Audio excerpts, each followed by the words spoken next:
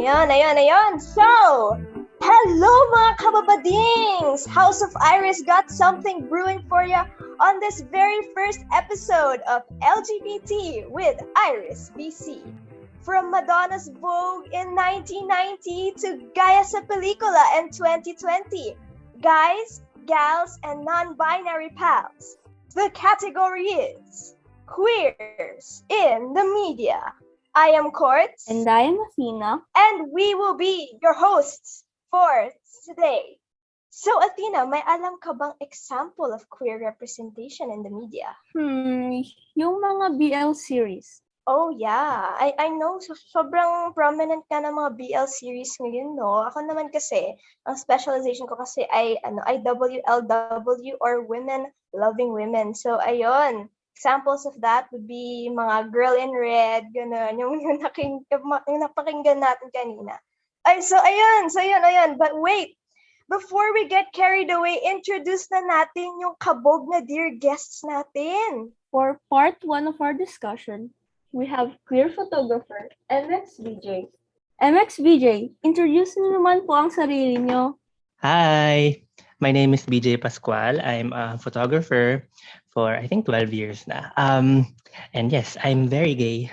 Oh my gosh, kami rin po. Very gay din po kami. I mean, obviously, yun yung point nito. Ayan. So, ayan.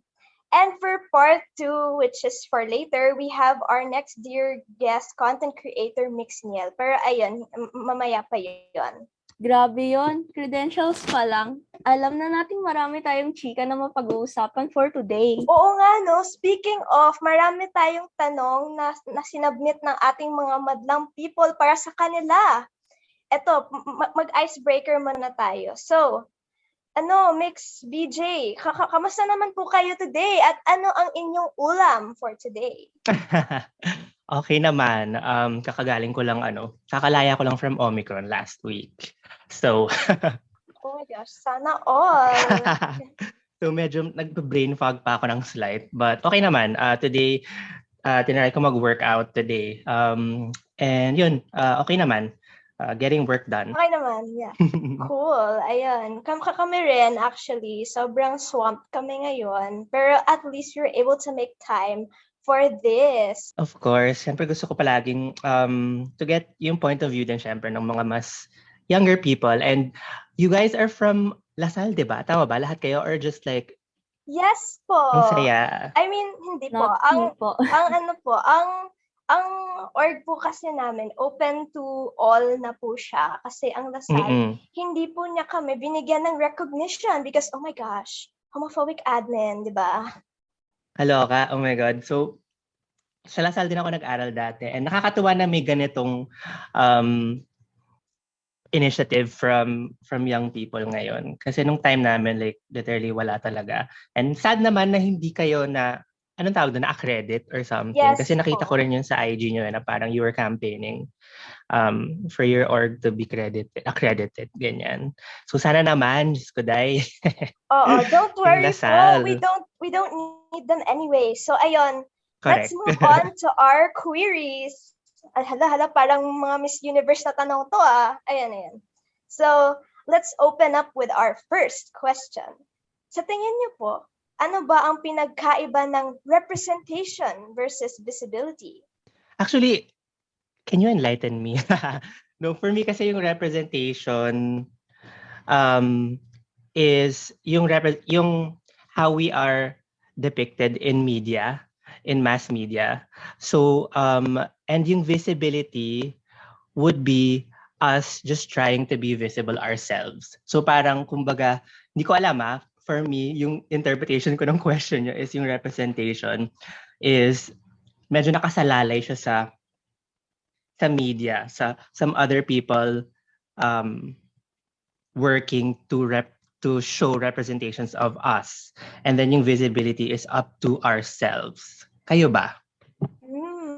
Ako po kasi, ganito po yung pagkakaalam ko nun. So, yung representation, parang yung mga queers, meron po silang active part sa media. So, for example, mga Girl in Red, or if we're looking sa in context of Filipino media, ang ano ba yan, yung Die Beautiful, gano'n, yung mga movie po na gano'n, where queers play an active part in the conversation. While kapag visibility po, parang nandun lang po sila. Parang you can see them, pero, ayun lang po, parang they're just there.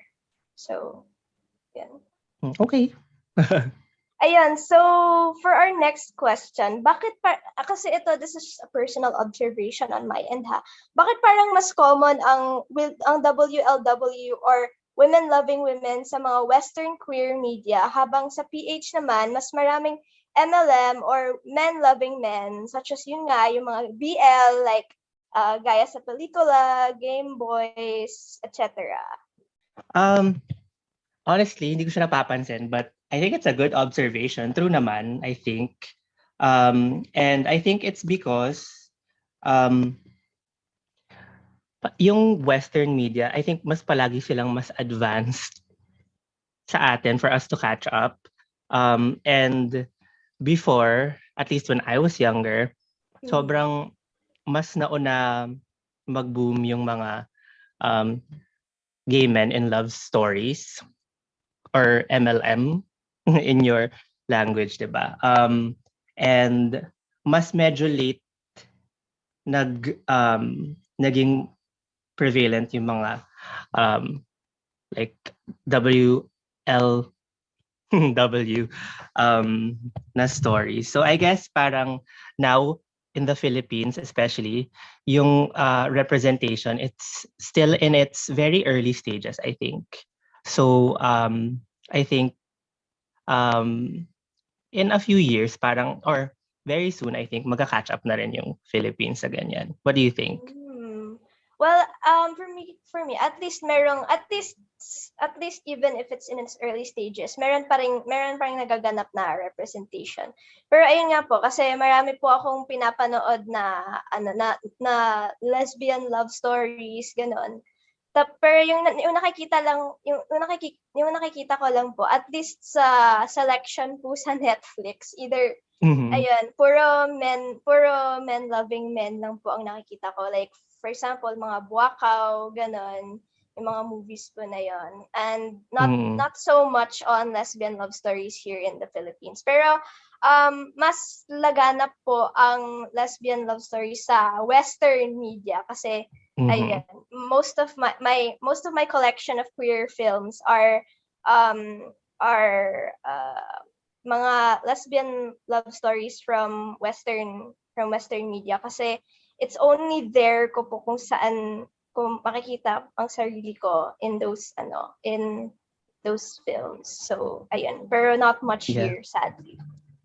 Oh, I think very soon, I think magpe-pick up na rin yan, like how it did in Western media rin. Parang feeling ko same lang naman yung magiging trend niyan. I mean yung trend nung nauna yung like gay men in love stories, and then magiging lesbians naman, and then mas magiging like mas like inclusive na for all. Kasi in the past few years, diba, we've had some films na like Baka Bukas. Have you seen Baka Bukas? I've actually seen Billy and Emma. Ganyan, mga family films.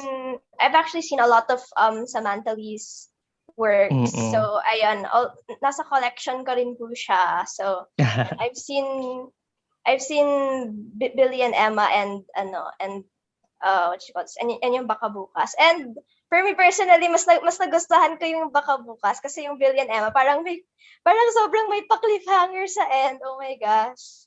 Oo, actually ang galing nga, yung Billy and Emma yung pinaka nagulat ako kasi although friend ko si Sam, hindi ko alam palagi how like yung full story until I see the movie.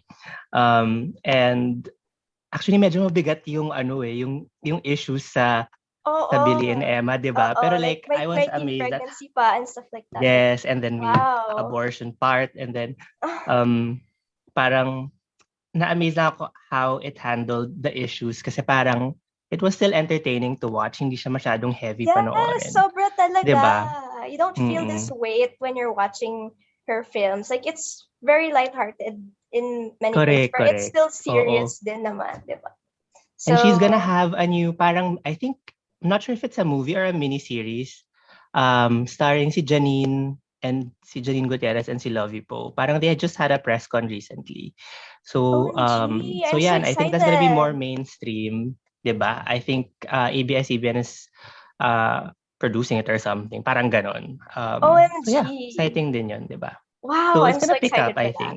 Mm. Sobra. Tapos may nakikita rin akong mga MMK episodes. Mm-mm. Yung ano ba yan? Yung kay Tanch and basta yung sa ano, yung sa flight attendant and yung sa parang ayun, yung ano ba yan? Sex worker ata yung story. Ah, Oo, okay. pero ayun, so far yung MMK, marami na siyang na-feature na lesbian love stories din. Correct. And I think next frontier na rin yan, yung destigmatizing ng sex work, di ba? So exciting. Yes, yes. And also grabe yung news na sabi yan? Yung singer na si Sherin Regis ba yun? She came out as a lesbian recently. So, ayun, slowly, lumalaki na yung bubble. So, ayun. And soon, it won't be a bubble anymore. It will be open to the world, di ba? So, ayun. So excited for that. Ayan. So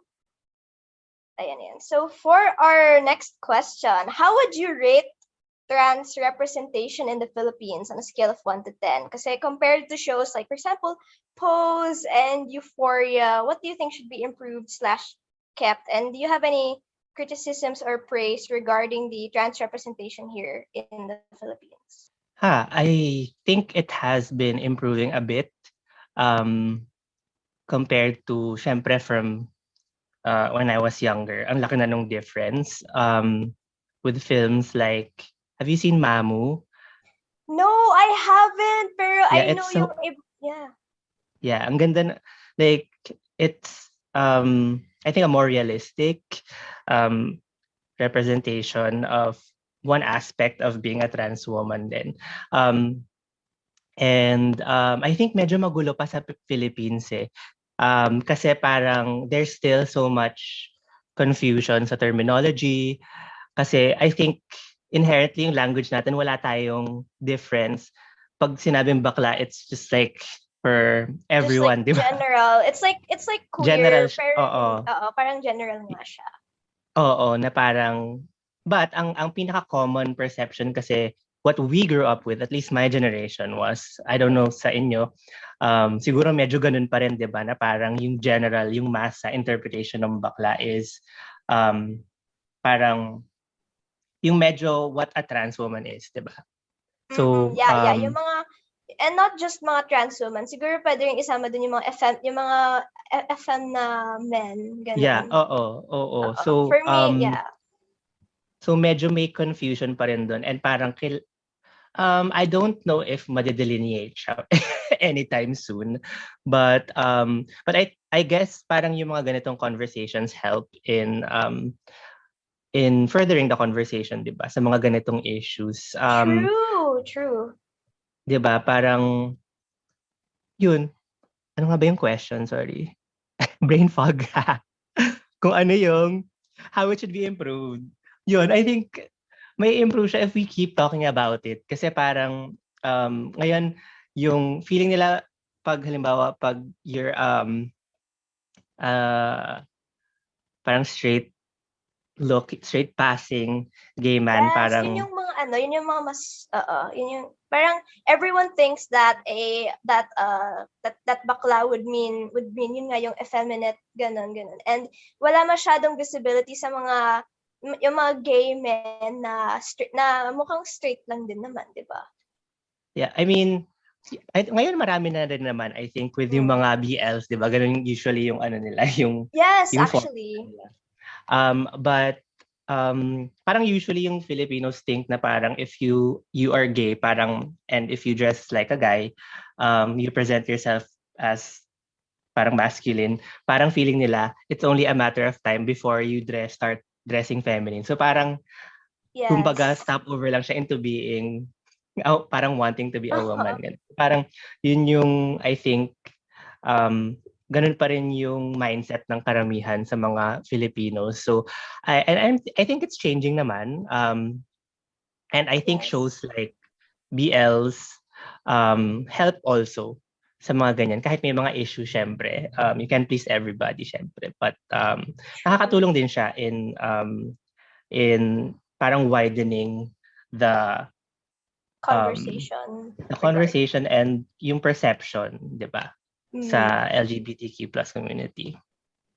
Yeah, because Filipinos, yung they always tie in yung they always think na ang gender expression and gender identity are and well, soji is like the same thing. So kaya slowly with these BLs mas nasa-separate na natin yung meaning ng dalawang yun. So Mm. ayan. So, for our next question, bakit kahit papaano may queer representation sa mga audiovisual media, like gaya ng mga movies, ganon. But for example, in OPM, wala masyadong representation there. Kasi for me, ang alam ko lang na song na may explicit na queer aspect, it would be Kitibo-Tibo by Moira de la Torre, and even then hindi siya you can't when you It look was at the lyrics you can't really it's a you bit still problematic then. yeah you can't really True. consider it. Actually, this is a good question. Actually, never ko naisip to. Never ko naisip to. But it's a really good question. Hindi ko rin alam. Bakit nga ba?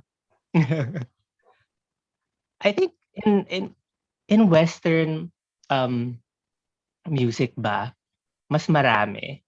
And in Western music kasi you have people like Troye Sivan, Girl in Red, Correct. King Princess, basta lahat na like yun. Yeah, I guess because mas maraming queer artists out there sa kanila. And now I think yung mga queer artists are just starting to pop up ngayon na parang Yes. on social media, 'di ba? So parang I think pretty soon din mas marami na rin yan magiging Yes. queer music Now, din dito sa Pilipinas. Pero sana, queer 'di ba? OPM. Yeah, sana Parang it will be talaga. nice to see parang queer music videos din na Pinoy, 'di ba?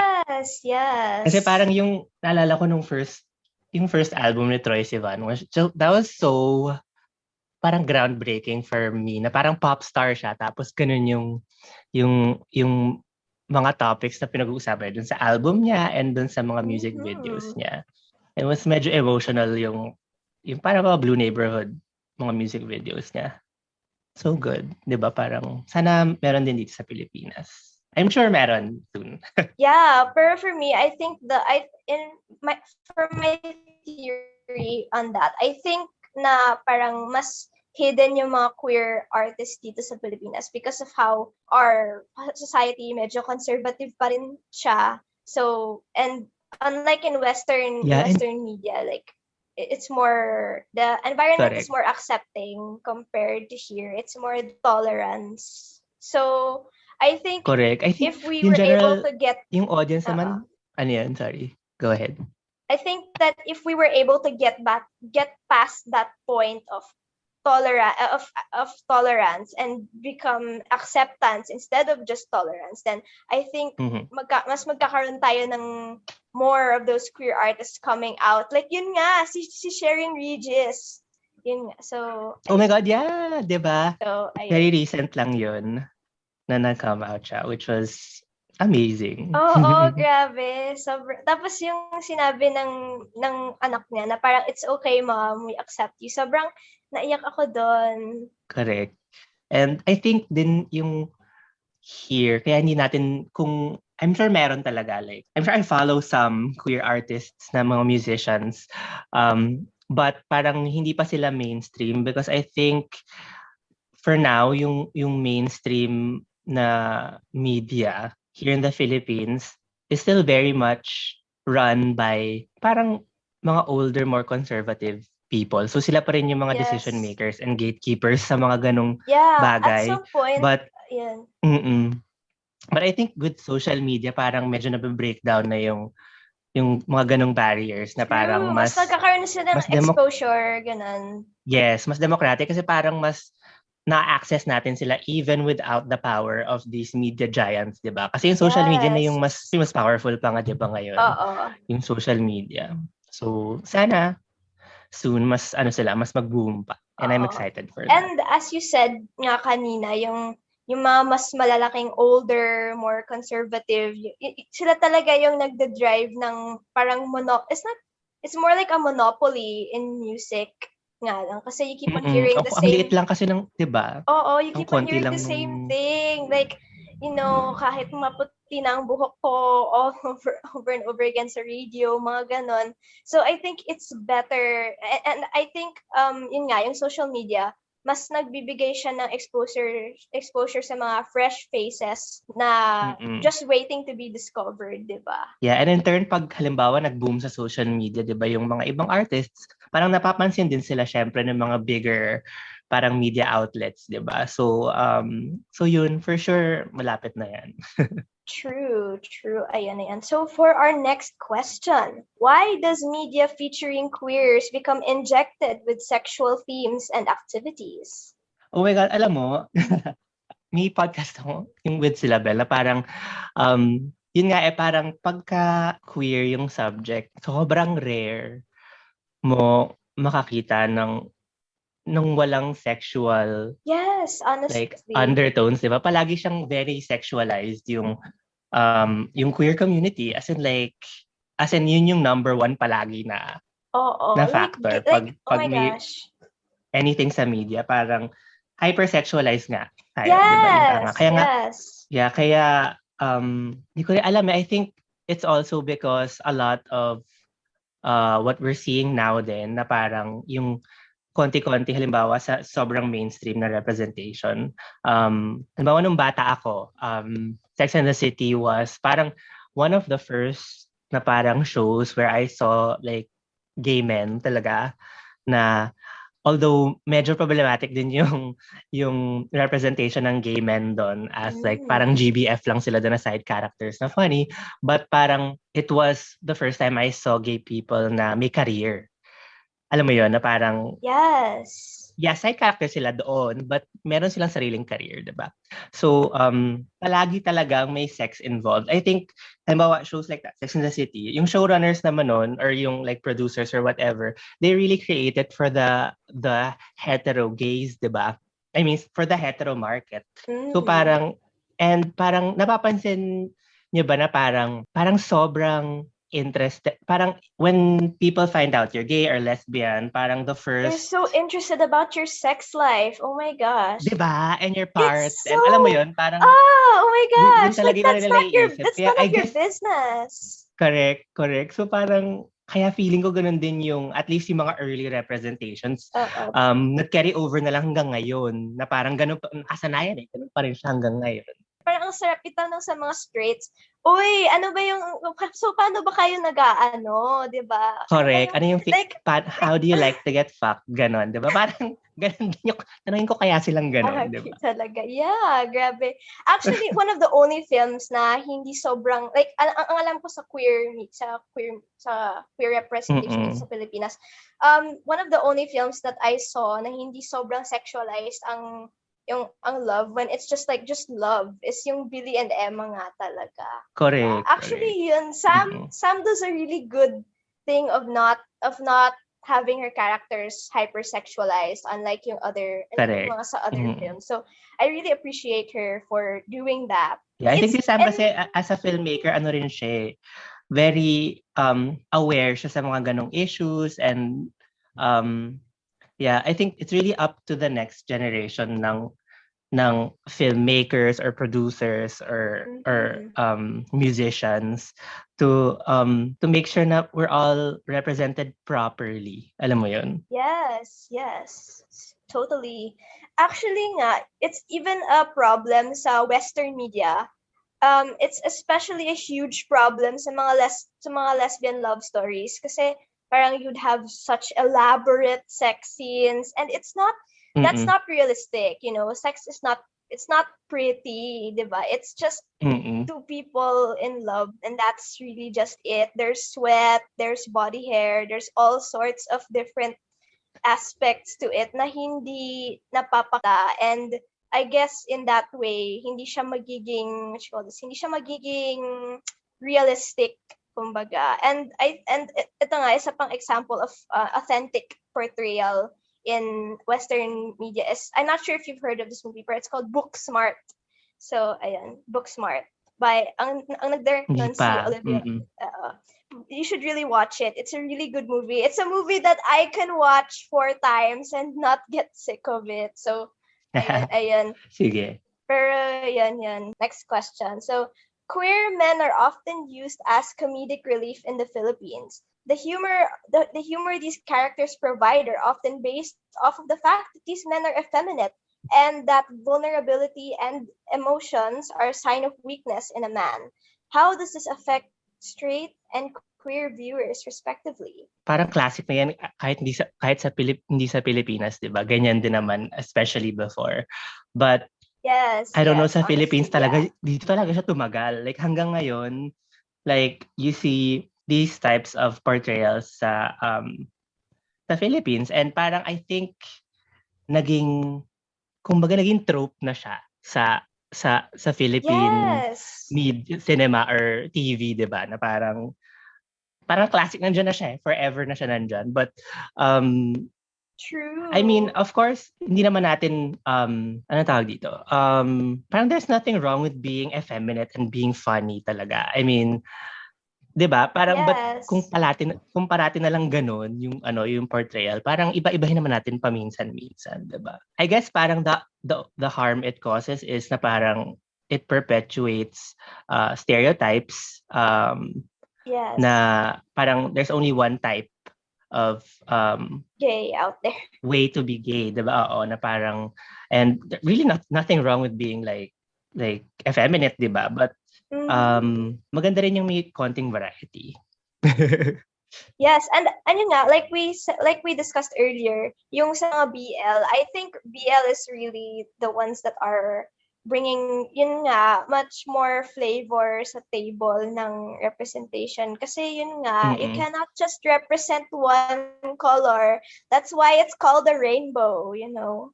So, ayan. Why are queer men who do drag and trans individuals almost always mixed up together in PH showbiz?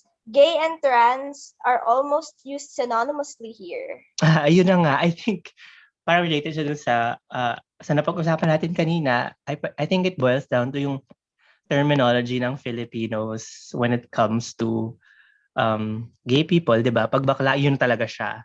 Parang either parang very very effeminate or parang cross-dressing, mga ganyan, 'di ba? So parang and further na drive pa siya nung mga common talaga na stereotypes sa mga Philippine movies, especially mga time ni Dolphy, ni Roderick Paulate, 'di ba? Ni actually hanggang ngayon with sila Vice, 'di ba? So parang I think yun yung reason kung bakit ganon siya. It's a combination of yung culture, yung language, and of course yung representation in media. So nice din nga na may mga na now nagsisimula na yung mga iba-ibang klase ng representation sa Philippines, and parang it's nice that people are responding to it. 'Di ba yung mga BL nga, like surprisingly nag-hit sila nung the past few years, 'di ba? So that's a good sign, and sana in the coming years mas marami pang maging representation ng iba-ibang klase ng queer life, 'di ba? So ang saya, like, and parang ang saya rin kung halimbawa magkaroon din ng like romantic comedy, halimbawa about a trans woman, 'di ba, na parang siya yung bida, and parang hindi yung story is that hindi siya naging sex worker. Alam mo 'yon, na parang kasi parang palaging ganoon eh. Yes, 'Di ba? actually, Parang marami ng slowly sa yung mga nakikita ko sa mga selections ng Netflix. Slowly, yun na yung actually nakita ko nga sa The Panty Sisters. I'm not sure kung napanood mo na yun. Pero yun, it's hindi naman siya rom-com, but it's more on a comedy of between three transgender sisters. Tapos ayun, may mga I thought it hijinks was na funny, 'di ba? nangyayari. Correct. Funny naman siya, but I think the movie still medyo di ba? Parang it was funny. Natawa naman ako sa movie, but I think it still parang has a lot of like problematic issues na parang sana trans women talaga yung kinuha nila sa movie, di ba? But I mean, gets ko naman yung, of course, parang spin-off siya ng di ba? Die Beautiful. But medyo marami pa ring stereotypes na perpetuate sa movie na yun. But I think it's improving naman. At least meron, 'di ba? At least merong like Yeah, it's better than medyo nothing, mainstream yeah. movie na nag-uusap ng ganong topics. Pero what are your thoughts po ba on Die Beautiful? Kasi I haven't seen it yet. Die Beautiful, I saw it actually once ko lang siya pinanood, medyo heavy din siya ng slight. Medyo nakalimutan ko na siya. I enjoyed it. Ang tumatak sa akin was medyo yung rape scene was medyo romanticized a bit. But I mean, that's just probably just me. But but it was good. It was a good movie. Parang ang naalala ko pala na comment ko was that it should have been 30 minutes shorter. Parang ganun. Kaya never ko na siya pinanood. Medyo mahaba siya yung Die Beautiful. It was very well acted. Ang galing ni Paolo doon. And okay din yung story niya. Like, it's parang medyo kakaibang take naman siya on trans siya doon, di ba? Parang on a trans story. And medyo totoo siya sa culture dito sa Philippines kasi parang ang dami nating mga trans sisters. Like even Gina Rosero, who is now a staunch advocate, di ba? In the States. Parang she started in the beauty pageant circuit. Yung mga nagbe-beauty pageant sila from barangay to barangay, di ba? So, it was a nice representation of that culture. Honestly, here talaga sa Philippines, transgender women are really at the helm of the movement here in the Philippines of that wave of representation. Sila po talaga yung trailblazers noon. So, correct. Yun. People like, for example, Vice Ganda, even though if we can put them in even though if medyo stereotypical sila, and not really stereotypical, pero parang, ayan. Basta yung mga movies niya, ganun. Pero, even if, at least siya, parang, mas pinapakita niya na, gays are these funny, lovable people, and, ayan. Yes, and parang si Vice also talks about mga soji on national TV, on Showtime, di ba? Yes!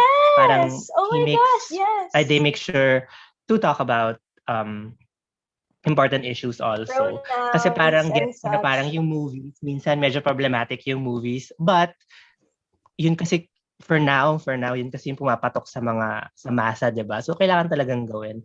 But I really appreciate yung effort ni Vice to lift the whole community din. And ang galing, 'di ba? Like si Vice, for a queer person, ang dami niya talagang like brand endorsements, 'di ba? Na parang people really look up to them. So that's amazing talaga. Grabe talaga. It really gives more hope. It really gives more hope siya. talaga to the community that that one day they could go up to Vice's level as well.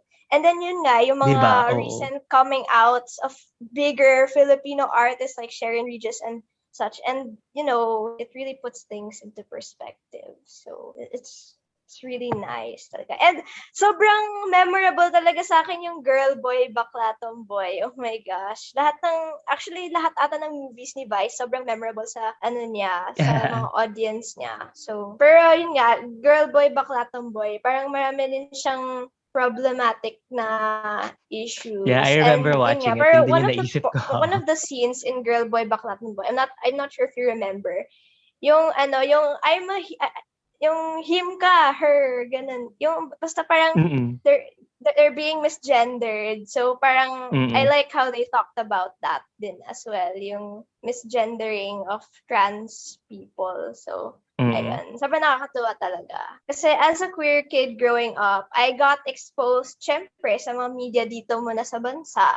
Before sa mga Western naman, I only got exposed to Western queer media when I was a bit older. Pero, when I was young talaga, it was really yung sila Vice, gano'n, and and their movies. Yeah, and maganda na, I think kung nakalakihan mo na sila Vice, parang it's a lot more positive I mean, na-mention natin na sometimes problematic, but it's a lot more positive than what the previous generation had, di ba? Na parang Yes. sobrang ang comedy lang talaga na parang sobrang slapstick na wala siyang any redeeming qualities, kundi funny lang siya. Parang ganon. Yeah, at least now, nagkakaroon na ng mga substance yung mga Yes. movies. So, little by ayan, little. little Oo. by little. And who knows, maybe eventually, yun nga, magkakaroon ng more queer music. First it's queer movies and then queer music. I think it's really ganun talaga, yung evolution ng media natin dito sa Pilipinas. Next question. How can we use the power of media and its queer representation to persuade homophobic individuals into changing their beliefs, specifically yung older generation? I think we should just keep creating and talking about it. Medyo mahirap ipa-unlearn yung mga yung especially the older generation. Syempre they grew up and they were so used to a specific way of life, di ba? So parang any kind of representation talaga na positive sa media na parang na mai-inject, I think would really help. And for the older generation, I think sa mainstream media sila mostly kumukuha ng nag-absorb ng content, 'di ba? Yes. So the more we parang improve representation sa mainstream media, I think mas maintindihan nila, and I think now that nag-iiba na rin talaga yung landscape, diba? Na parang it's not just the big media outlets who have the power to reach True. millions of people. Yes. Like independent. Hello yung Game Boys, diba? Independent Oh production siya. Sa YouTube, oh my gosh, sa yeah. YouTube siya. So parang goes to show na literally anyone can make a difference, diba? Not just Yeah. these big media outlets. So, ayan, parang very hopeful naman ako sa future. And especially with like young people like you who at such a young age, hello, meron kayong ganitong mga initiatives, and nakaka-proud siya. Ayan, thank you. Thank you so much for the support rin. And of course, saying yes to this. So, ayan, makaka-contribute ka rin sa pagiging kabog namin sa DLSU. Ayan. So, Correct. ayan. And, actually, meron akong na-mention kanina, yung Buakaw. Parang ang plot ng movie, it follows an older senior citizen na gay na man. Pero yung pagka-gay niya is only revealed sa end, sa medyo latter part ng movie. Pero ayun, Buakaw, it's on Netflix. It's really good. So parang Filipino siya? Yes, Yung movie? Filipino siya. Hindi mo try nga. Actually, bigyan mo ako ng list ng mga ano mo. Parang ang dami mong napapanood. Yan, pero ayan. Wow. Buakaw. So, Yung kay Eddie Garcia. Okay. Di ba parang, before, nasa Cinemalaya ba to? Oo, Cinemalaya nga. Tama ba? yes. Yes. Hindi ko siya napanood. Sobrang 2012 pala. First screen as 2012 Cinemalaya. Kailan yun? Tagal na. my gosh, God. grade 12. Wait. Oh my God. Hindi ka ba 2012. napapanood to? I was grade 2 nung pinalabas yung movie na yan. Oh my gosh. Colors. Grabe. Pero ayun, the movie follows Eddie Garcia and yung aso niyang si Buakaw, yun yung pangalan ng aso niya. And then yung aso niya parang ina-accompany siya throughout his adventures there. Sa ano. Nakakaiyak ba to? Char. Yeah, actually, medyo nakakaiyak siya sa dulo. So, yan nakalagay meron nga sa Netflix. Sige. Ayan. Sa Netflix lahat yung yung nakukuha ko. So, ayan. Minsan, nag-research ako on queer films in the Philippines. Pero, ayan.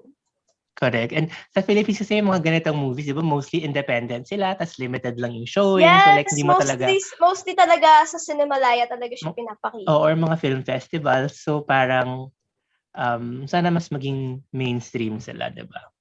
Kahit ako nga, hindi ko True, napapanood to true. eh. Oo nga eh. Actually, yung mga pinakauna kong napanood na talaga, na legit na gay films talaga. Yun nga, other than yung kay, syempre, yung mga kay Vice Ganda, Mm-mm. kay Samantha Lee talaga, yung Mm-mm. mga Mm-mm. later ko na experience with Filipino gay media. So, ayun. And, okay, so, next question. Bakit sobrang uncommon ng asexual representation in general? Oo nga eh. Actually, hindi rin kasi siya masyado napapag-usapan pa as of now. So, I guess dahil dun din, di ba, na parang it's such a parang minority. Di ba minority na nga tayong mga Yes. And then there are people who are more queer people. minority. But, and then, oo, parang that subset pa parang mas hindi pa sila, um, parang wala pa masyadong nagsispeak out.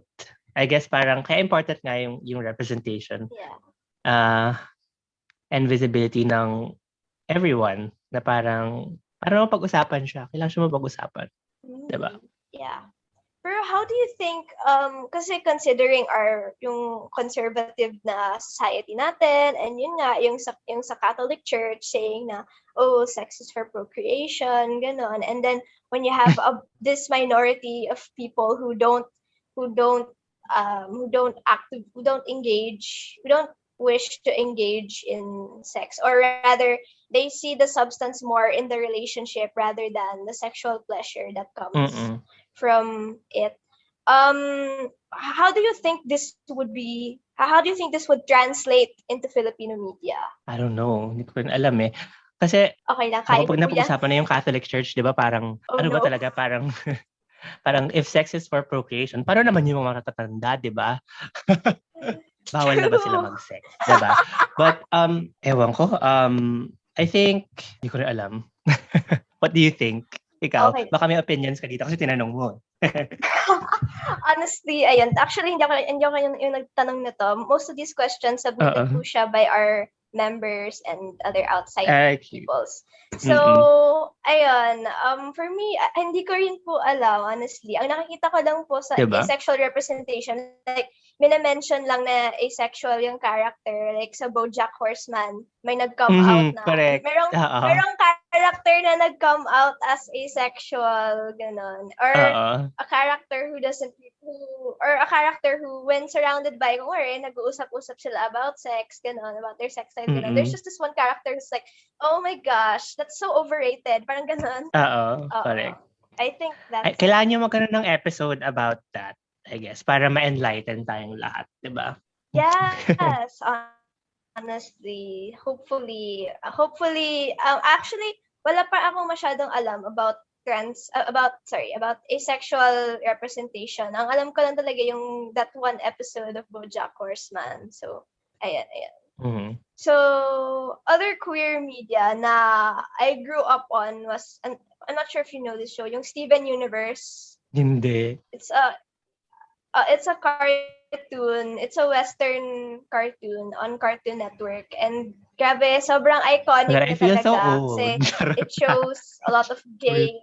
okay lang yan. Pero yung show ni Steven Universe, it's basically, siya yung pioneer in queer representation in kids and children's media. Mm-hmm. Ayun. So pati yung mga bata rin. Cartoon Network siya. Yes, it's a Cartoon Network show. So, sobrang mainstream talaga siya. And because of that show, parang mas nagkaroon ng iba't ibang queer representation in cartoons and kids media. So, ayun. Sobrang kabog talaga. Kailangan ko itong mapanood. Gusto yung ginugoogle ko na yung mga sinabi mo. Okay lang po. So, yung creator na talaga non-binary. Ang galing. Yes, diba? Nice. Okay. Ayan. Tapos they also worked on yung Adventure Time. Tapos yun nga, yung Bublin, okay.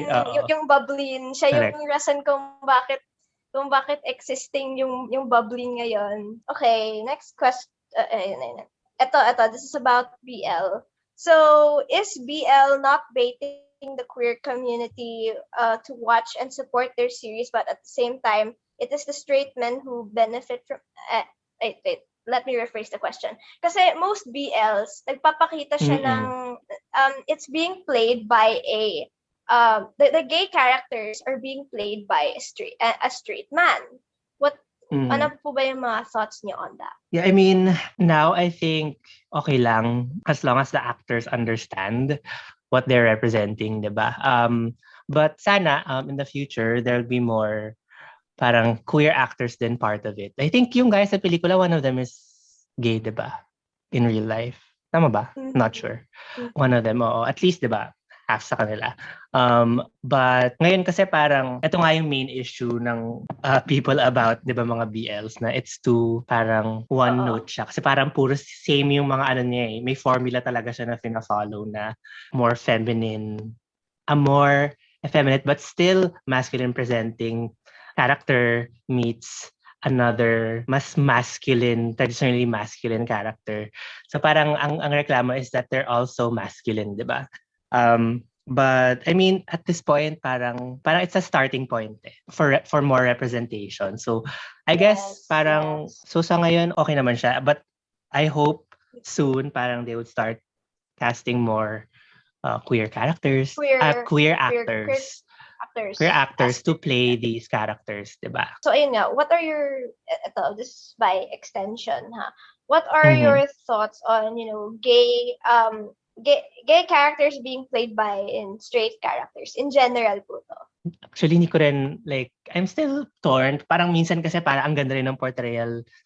Parang should straight actors just be left out because they're straight? But parang mas maganda sana kasi talaga kung 'di ba? Kung yung gay characters are played by gay characters, 'di ba? Kasi parang minsan ginagawa, especially in Hollywood, parang ginagawa siyang like parang stepping stone na parang this is parang pang Oscars, 'di ba? Parang kasi si pangalan nito the Brokeback Mountain guys, 'di ba? Parang na-nominate sila for Oscars and then Brokeback Mountain. Matthew McConaughey parang played a gay character na parang dying of HIV. Oscar na naman. Alam mo yon. So parang oh my God, anong movie yun? Yung kay Matthew McConaughey. Matthew, wait, i-google natin. Nakalimutan ko yung title ng Sige. movie. Matthew McConaughey. Dallas Buyers Club. Parang he played a person dying of HIV.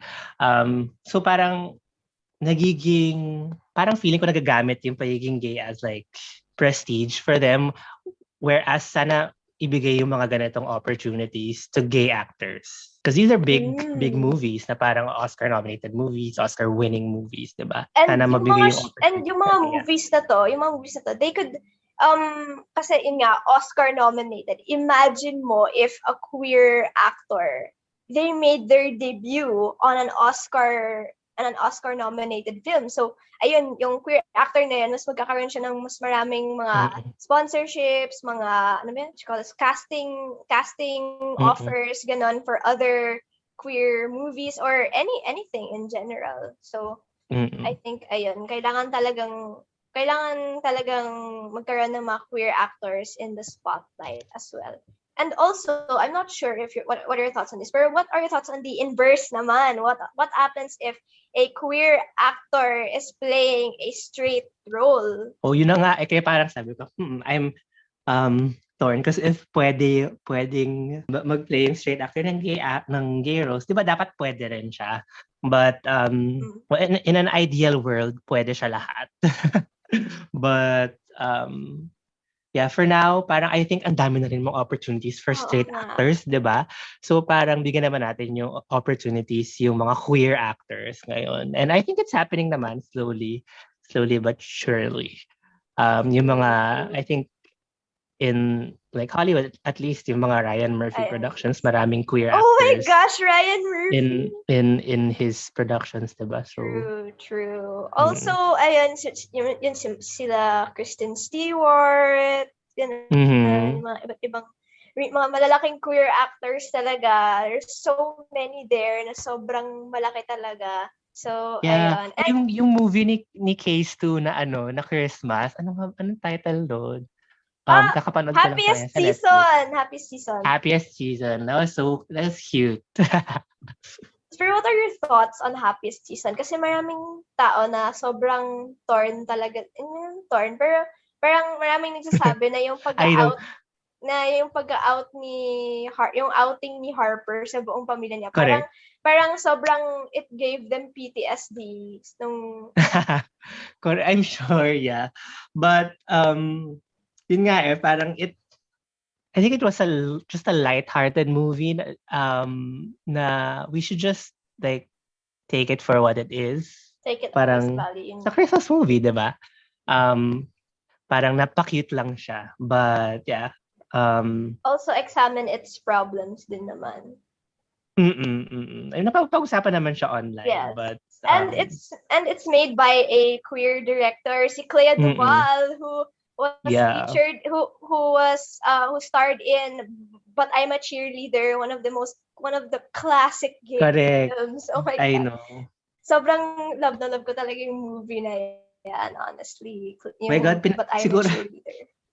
Nung lumabas yung movie na yan, ilang taon ka na? You were probably not born yet. Charot. Ilang taon ka na ba? No! Hindi pa po ako existing noon. Kaya Diba? It's mga 1990 something yon. Hindi pa ako pinapanganak noon. 90s yun. Ayan. Late 90s for sure. Oo. Pero ayun, yung movie na yan, it's also sobrang nakakabukas siya ng isip sa mga mga problems like conversion therapy. Yeah. And conversion therapy sa States. Ayan. And then there's also this other movie na I think nandun yun si Troy Sivan. Like parang meron siyang pa-cameo doon or something. It's called Boy Erased. Boy Erased. Boy Erased. I haven't seen it. Have you watched that movie? You should see it. Sobrang ganda niya. I know, breaking nung trailer pa lang. But, yeah. Oo nga, honestly. And then, ayun nga, marami akong, I know 3 films na gay, queer, and then it features yung problem ng conversion therapy. So, one of those other movies is The Miseducation of Cameron Post. Ang nagsa-star dun si Chloe Grace Moretz. So, ayun, isa pang magandang queer movie din. So, ayun. Diba? Ang dami. So, oo, ang dami po talaga. So, parami na siya ng parami. It's a whole world. Oo, it's a whole world, honestly, in cinema. Pero I'm not sure kung alam niyo to, yung mga films po ni Lino Broca. Yeah, I'm ashamed to say na hindi ko pa sila napapanood. I have seen Maynila sa Ako ng Liwanag, but I haven't seen Lino Broca ang diba? Macho Dancer? Lino Broca. Diba? Any of his films. Kasi I haven't seen any of his films yet. Pero I feel like kailangan ko talagang panoorin yung mga yon. I know. Kasi meron po siyang mga Pinoy historical, I think, implication. Yeah. I'm not sure. For sure, kasi medyo groundbreaking din yun. Macho Dancer. Oo, especially since yung mga implications niya nung time of martial law ata niya sinulat yung mga films na yun. So meron din siyang historical implication. Yun nga, kung ano nangyayari sa mga queers nung time na yun, nung martial law. So, ayun. No, kailangan ko mapanood. And then after, kasi itong Macho Dancer, parang for sure groundbreaking siya. And then, I think later on in the early 2000s ata, sino ang gumawa? After Lino Broca, may ginawa silang parang trilogy based on Macho Dancer. Pero ibang filmmaker na alam ko eh. Joel Amama na pa I'm not sure, but anyway. Parang revive. Oo, parang anak ng Macho Dancer, ganyan. Okay. Hindi, parang ibang story siya based on Macho Dancer. So, ganun talaga siya ka-iconic. Oh, wow. So, ayun. Yun yung assignment ko. Kailangan ko panoorin yung mga films ni Lino Broca. Well, actually, ako rin. I know of the movies, pero hindi ko pa sila napapanood. Kayo po. Ang hirap din humanap ng mga gantong copies. Films na napanood queer. Hello, sorry. Personally po kasi, ako mostly on torrent. Ayan. Parang medyo nag-chop. Ayan. Parang, kasi po, lahat ng mga nakukuha kong movies, via torrenting po siya. So, ayun. Yeah, I think, especially for yung mga hard to, oo nga, mga pirata. Yung especially pag mga hard to find movies, syempre, usually talaga, mga torrents. When I was younger, ganyan. But like, ngayon kasi parang tamad na ako, ganyan. Sana meron lang siya sa streaming, ganyan. But, I think, nung mga bata ako, yung mga, ano ba Actually yung now, mga, slowly nagiging available na siya sa streaming. oo nga which is good, di ba? Na parang mas may access na yung mga people who otherwise would not Yeah. know about the movies. Kasi parang, syempre yung mga gina-download natin sa torrent, alam na natin yung title niya, isi-search Yes. natin siya, di ba? So, other people who don't know, parang, Oo. di ba, makikita lang nila, parang habang nagbabrowse sila dun sa Netflix or wherever, or sa Amazon Prime, makikita nila, o mapanood nila, di ba? Oo. So, at least mas may access ngayon for these kinds of movies. Kasi nung, like, literally, especially nung bata ako, well, I was born in 1988. I think, ang pinaka-first ko na probably na napanood na movie with any queer representation was a movie, parang low-budget movie lang siya called Speedway Junkie. And hindi pa nga siya, hindi siya sikat at all. Like, parang medyo B-movie lang siya na, parang, ano lang siya, parang low-budget movie lang siya. And even then, hindi pa nga explicit yung pagka-mention na bi yung isang character or gay yung isang character. Hindi siya mention at all. Na parang just watching it, you would just infer na in love siya dun sa isang character. And then in the end, namatay siya. So parang growing up, parang mga Oh puro my ganun yung mga gosh. napapanood mo. Bury your Oo, parang, gays. Oo, di ba bury parang, your gays trope. di ba parang palagi na lang sila yung mga namamatay, sila yung, like, Oo. sila yung nagkasakit, nagka-AIDS, or, di ba, puro ganun Oo. yung stories, na puro sad siya, palaging may tragedy na nangyayari. Whereas, parang, nowadays, parang, like, in the past few, like, years, sobrang nag-improve yung representation na parang meron din ngayon na mga ganun nga, like, yung mga light Christmas movies lang about, like, True. a gay couple or even Love Simon na parang Oo.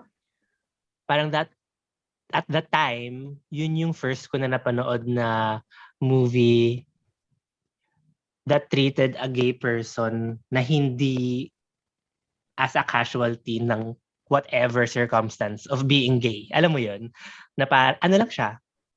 It was just a coming of age movie. He just happened to be gay. And parang for such a light movie, grabe yung iyak ko nung pinanood ko siya sa sinehan na hindi ko Honestly, in-expect kasi parang hindi naman nakakaiyak yung movie talaga. But like, super honestly, iyak lang ako ng yun iyak na po kasi yung sobrang mga nakarelate ako. nagiging wow, yeah. Sobrang nasa-strike talaga yung puso mo pag nakikita mo yung mga it's like seeing yourself in the Yes, movie. So oo. parang grabe, Especially kasi such a nung napanood cathartic ko yung movie na yun, experience. correct. Kasi nung napanood ko yung movie na yun, probably, kailan ba lumabas yun? Probably 2016, 17. Tanda ko na noon, siguro 29 na ako noon, 28. And it was the first time nakakita ko ng ganong movie. Yung ganong feeling lang na parang, oh my God, parang pwede pala. Parang valid pala ako. Alam mo yon na parang, valid pala yung story ko na nakarelate ako sa ang dami-daming points ng movie na parang sobrang light lang naman ng movie but nakarelate ka. So, yun yung parang emotional. And yun nga, parang cathartic siya na parang, shit, I exist. Parang gano'n. Honestly nga, yun nga po, yung mga coming of age films na the character just happened to be gay, parang merong slowly growing trend sa mga movies po na ganyan. Ayun, yun nga, yung one of those examples, yung Billy and Emma, and sa mga nakita ko po overseas, sa mga international, yung isa dyan, yung The Half of It, ang nag-direct nun si Alice Wu. So, ayun, sobrang ganda ng movie na yan. Yung early lockdown. Oh grabe my yung iyak ko doon. gosh! As in. Sobrang I so love that movie kasi ang daming yung Grabe. nawawasak na stereotypes. Like, the main girl character and the main boy character can just be friends, Correct. you know. And then, yun nga, yung si Ellie and then si Aster, sobrang, oh my gosh, I so love that movie, honestly. And then yung opening scene pa lang, patok na siya, grabe. Like, meron pa siyang Ano ba yung pa-paper opening nun? na Hindi ko animation maalala. and then meron pa siyang parang meron Correct, siyang correct. animation Oo. na yung Mm-mm. paper. Ayun. Sobrang mahal naman ko talaga yung movie na yan. And actually, yun yung movie na kasi 'di ba, it was directed by Alice Wu. So si Alice Wu, meron siyang na-direct na isa pang queer movie called Saving Face a few years back. Sobrang tagal na yun. It was released in 2004. So ayun, I was already born that time. So ayun. Ayan, Hindi ko pa napanood panoorin yung niyo movie po, na yan, no? Saving Face. It's a rom-com. Sobrang ganda niya also. Ayan. Tapos sobrang grabe talaga yung yung hot spring scene ng the half of it. Correct, Yung yung meron silang trip. Oo, tapos oh my gosh, meron pa silang pa-date. Grabe naman, ang kabog naman ng date na yan. So, ayan. And then meron silang yung final kiss sa dulo. Yeah, So, ayan. And then yun nga, si Aster, like, discovering, I feel like she knew she was gay before the events of the movie happened. Pero like, parang sinasuppress niya. And then, when Ellie came into her life, Tapos parang dun coming lang from a siya small town, naging, ganyan. oo. Marami din naman gays to that experience, being in a small Correct. town. Tapos, meron kang na-in-love na person there. So, ayun. And then that person is like, ano ba yan, yung anak ng pastor or something. Marami namang ganun dito sa Pilipinas, I'm sure. Mga anak ng pastor. Pero bakla din. Oh my gosh. We have a lot of members. We have some members here na ganun ang background. Na parang Correct, anak like, ng pastor and then not only a bonus, bakla pa sila. So, kaya nga ganun important talaga yung representation in media. Kasi parang, minsan if you don't see yourself, parang outside, parang in media, in anything you consume, parang feeling mo hindi ka nag-exist. Parang ganun yung yung feeling, di ba? True. Mm-hmm. And then, kaya, every time nakakapanood ng mga ganito, na parang kahit like a little part of the movie ka lang nakarelate, talagang yung magiging emotional ka talaga. Like parang kahit one scene ka lang nakarelate dun sa movie or one aspect lang ng main parang character. it'll elevate the whole viewing experience. Oo, na parang, oh my God. Oh my gosh. And then, yun nga, regarding yung pinag-usapan natin kanina on straight actors and gay actors playing straight characters, there's actually one instance of that na alam ko sa Grey's Anatomy. I'm not sure kung napanood yun na po yun, yung Grey's Anatomy. So, yeah, oo. Ayun. Sa Grey's Anatomy, yung character na si George, kilala niyo po ba yan? Si George. Yun. Si George season 1 si George, diba? Season 1 to season 5. And correct, I think. And he's a straight character. Ayun, he's a straight character played by a gay actor, si TR Knight. So, ayun. Yeah. And wait, straight pala siya dun sa sure show, no? Ang tagal ko na kasi, my God, college pa ako nung pinanood ko yung Grey's Anatomy. My God, and you were probably like 1 year old. And it's still running. Oh my gosh. Yeah. I know. And then it's still running. I saw, I think, feeling ko first 2 seasons. I don't know. Tas dati yung uso pa ng mga DVD na, yung mga pirated na DVD. Hindi pa uso masyado yung nun. Well, may torrent na nun, but ang tanda nila po I talaga. know. I know. Kasi yung torrent dati parang mabagal. And then actually, to download a whole season. True. Actually, kahit ngayon din naman po, sobrang hirap mag-download ng mga full seasons ng... And then, actually, I encourage you po to watch not really the whole, of Grey's Anatomy. Like, siguro hanggang season 10 lang po. Wag na, wala na akong oras. Kasi parang, sinasabi lang nila na parang, ito lang yung hospital na parang saraya pang namatay na doktor kaysa sa pasyente. Oo, true. Pero sa mga later seasons ng Grey's, like for example, season 5, season 6, meron na pong mga gay characters nun. Like sila... Yeah, there's, diba? There's an Asian, si Alex Landy. Landy ba yun? Is there. Yung the Asian guy na cute. I think, I'm not sure if that's Grey's Anatomy or yung spin-off niya na Station 14. Station 19. Pero... Grey's Anatomy din siya. He's there. Okay.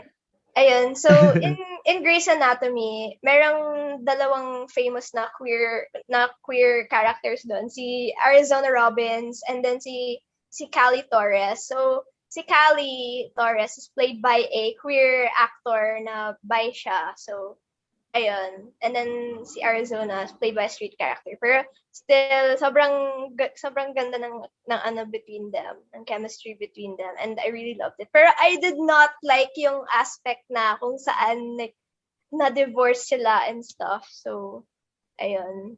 Pero yeah, I encourage you to watch later seasons kasi the later seasons feature more gay characters. I will not. Charot.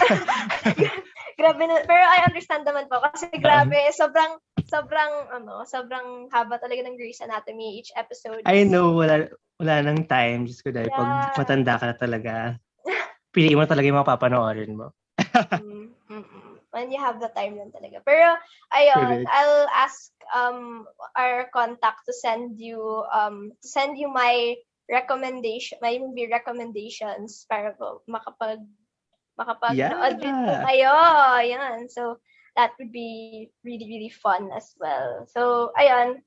For our pinaka-last question, how would you compare the status and representation of the LGBTQ plus community now from 5 years before? Or kahit mga 10 years before? 10 years would be 2012. 2012. Let's see. Anong mga movies? Google natin. Sige. Queer movies 2012. Para may starting point tayo. 2012. My God. Lahat ng lumabas hindi ko na. Lawrence Anyways. Hindi ko napanood yan. As in, 2012. What was I doing in 2012? Ilang taon ako noon? 10 years. 22. Grabe. I think- Grade ko noon. Nung time na yun, but for sure, it's come a long way. Kasi nung time na yun, parang I'm pretty sure mostly, lang yung mga movies nung time na yun. Like mostly independent movies na you would probably download lang, ganyan. True. And now, a lot of movies and yung mga bagong movies are a lot more accessible and a lot more diverse for sure. Kasi before, True. probably more gay love stories or lesbian love stories exclusively lang. Now there's more trans representation na mas bida sila. Yes.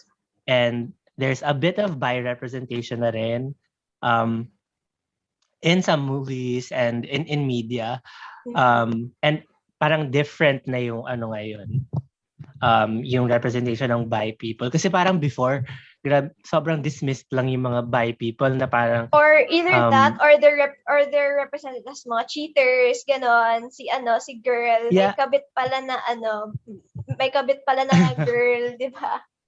Yeah, or parang yung pagiging bi is like just parang layover lang siya into choosing to be gay or straight, parang ganon. Parang hindi siya totoo. Parang Parang face lang akala siya mo, ganyan. parang nag-experiment lang siya, ganon. Pero Yeah, no, it's oo. not. So for me, it's getting a lot better and a lot more diverse, for sure. True. And True. it can only get better, of course, with conversations happening and a lot more queer media outlets writing about these movies. No? Yung mga Yes. reviews nila na parang na we can see what's wrong with the movie, what we can improve on, diba? So, and a lot more of these films are created by queer people also. Hindi na siya True. created from a straight person's perspective. Yes, So, honestly. Kasi sobrang problematic talaga nagiging sobrang problematic talaga ang movie when it comes from a straight person's perspective. Naalala ko, I watched Blue is the Warmest Color. It's a lesbian film. Yeah. And grabe, I hated it so much. Kasi parang, no, that's not how lesbians do it. Like, oh my gosh, hindi naman nag-exist yung mga sex positions na yon. Grabe na. Talaga ba? Kasi straight man yung nag-direct. So parang lahat ng mga scenes sa Blue is the Warmest Color, parang it's all catered. Halata talagang catered talaga sa male gaze. Kasi that movie was released, I think, mid-2010s, no? Parang, kaya ang laki na ng shift from that time. Na parang, na ngayon, if you're gonna tell a queer story, it better be a queer team. Alam mo yun? A queer Yes. director or someone queer Yeah. in the team.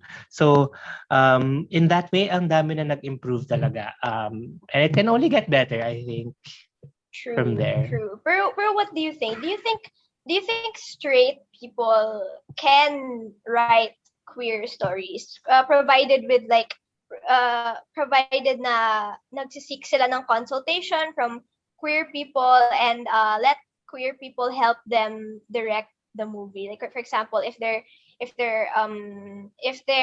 crew members are Mhm. queer, and then they always give like their inputs on the direction of the movie. What do you think? Yeah. Ang hirap pasabi niyan, but I think depende sa intent talaga ng director. If depende sa point of view ng director, I think. If yung point of view niya talaga is to have, hindi ko rin alam eh. Actually, ang hirap masabi niyan. Because I think it really depends on the director. Kung paano niya maha-handle yung mga ganyang, yung, I don't know, yung queer experience kung hindi siya queer. Siguro if it's, hindi ko Like, alam. ayun. But feeling ko better to ask that sa someone in the industry, no? Like si Sam. Maybe you can ask Sam. Yes! Oh my gosh, sana Diba? naman po House of Iris can invite Mix Samantha Lee to yung mga ganito. So ayun, I'm sure we're gonna have more of these in the future din naman. So ayun, stay tuned guys. So ayun. What do you think of yung mga film, yung mga ni Ryan Murphy? They're fun to watch. Maraming sometimes can be problematic, but entertainment-wise, entertain naman ako. Yes. And I love that the show highlights the shows he makes. Parang always makes it a point to highlight the queer characters. Yes. I think yung most successful Brian Murphy production in terms of queer representation, of course, is Pose, diba? Pose, yeah, I watched Pose. Yeah. And it's groundbreaking talaga kasi True, like kasi most of the main cast are trans. Mm-mm. And it's parang rightfully so kasi story siya ng trans women, and yung ball and it's based on the ball scene in New York na talagang queer people and a lot of trans women were a part of. Parang kahit delayed yung recognition for them, at least nangyari na siya ngayon. Better late than never nga naman. Mm-mm. So, actually, trivia lang po. Yung Pose, doon namin nakuha yung name ng show, ng org namin. Kasi ang name ng org namin, ang name po ng org namin, House of Iris. Kasi diba sa Pose, may mga House of ganito, House of ganyan, diba? Grabe. So, ayan. Sobrang kabog lang talaga. Correct. And napanood nyo na ba yung Paris is Burning? No, unfortunately. Naku, yun yung panoorin nyo because yun, Gay History. It's a documentary about the ball scene in New York. Dun based yung Pose. Sa documentary na yun. So, I think nasa Netflix yun. It's probably on Netflix. Paris is Burning. I better check it out. Yes. And ano yan? also required watching yan. Yeah, true. I will definitely be sure to check that out. Also, while watching Pose, parang when they were having AIDS and stuff, parang iniisip ko, oh, why don't they just get treatment? Why aren't they on ART? And then I remember, wait lang, ART was not invented that time. It was not yet invented. Wala. They didn't know. Nun. And I had to keep that in mind while watching the whole show.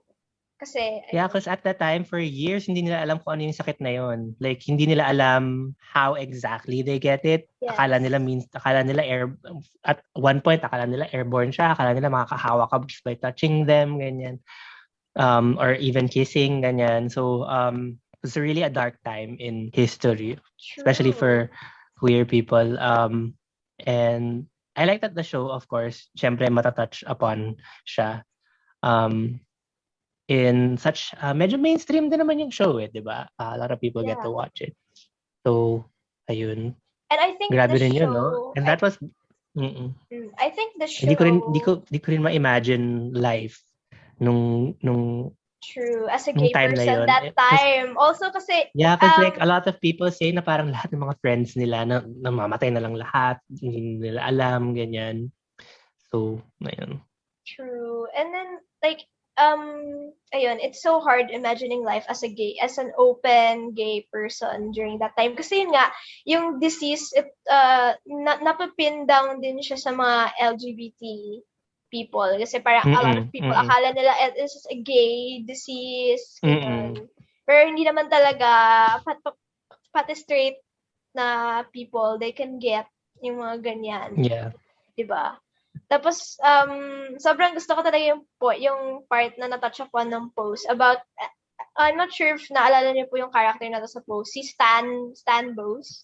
Yung parang straight na guy, and then na-in love siya sa isa sa mga characters sa post. And then parang ayun, medyo figure out na pa yung sarili niya. Hindi ko pa napapanood yung season 2 actually. I should get into it. Ang dami kasi mga, alam mo yun, ang daming magandang panoorin. So, hindi pa nakaka-catch up. So Pag much series to kasi ang watch. hirap kasi kailangan mo talagang bigyan ng time, di ba? True. So much to watch in such little time. Correct. So, ayun. Kasi ako parang tinatapos ko lang yung homework ko. Tapos ayun, manonood na ako ng kung ano-ano. And then kayo po, I'm sure, meron po kayong trabaho and stuff like that. And then it's so hard to catch up sa mga ganyan. Pero I'm glad na kahit paano meron po kayong mga napanood na, 'di ba? So, correct. Ayun, maybe later on in life, mapapanoorin niyo po yung mga movie na yan. And hopefully during that time, mas accessible na po siya. Malay mo, meron na pong mga gay streaming services. Actually, that exists na ngayon. May mga existing na streaming services na only cater to LGBT. Talaga? Yes. Research nga yan. Ayun. Pero it's only like in America, ganun. Pero ayun nga, mas abante po yung West in terms of representation. Pero here, I'm sure slowly but surely it's picking up. And grabe, I'm so excited to see what the future holds. Ayun. Same. Especially po yung pagkakalabas po ng yung Arcane. Napanood niyo pa yung Arcane. Pero ayun. Hindi pa. Panoorin nyo kasi there's such good lesbian representation in Arcane. Grabe. Pero the two characters just happen to be gay. Pero it's not really made a big deal out of, you know. And I think yun talaga yung maganda. Ayan. So, I think that is it po. Ayan. Okay. Yes, ayan. So, ayan, to all our listeners, please stay tuned for part 2 of Queers in the Media. Ayan. So, thank you po, Mix BJ. Thank you for answering our invitation. Ayan. So, of course, always want to hear syempre yung mga perspectives ng mga younger generation because sobrang hopeful talaga ako sa next generation because sobrang ibang-iba siya from when I was in college and I'm happy na may mga ganitong initiatives now. Before, wala akong I barely had any other gay friends even in LaSalle. So, ngayon at least parang kumbaga safe space. You have a little space for everybody. And yun nga yung point ng organization namin. In fact, yun nga yung tagline namin na we get to have safe spaces for everyone in the community, even those who haven't come out yet. So, correct. Ilan ang members niyo ngayon? 200 plus. Wow. And then paano kayo nag-recruit? Like online lang or? Online. Nag-rope in lang po kami ng mga tao. So, ayun. Ang galing. So, like how do you guys meet? Mga Zoom, ganyan? Discord po. Okay. So, ayun. At dyan nagtatapos ang part 1 ng Queers in the Media.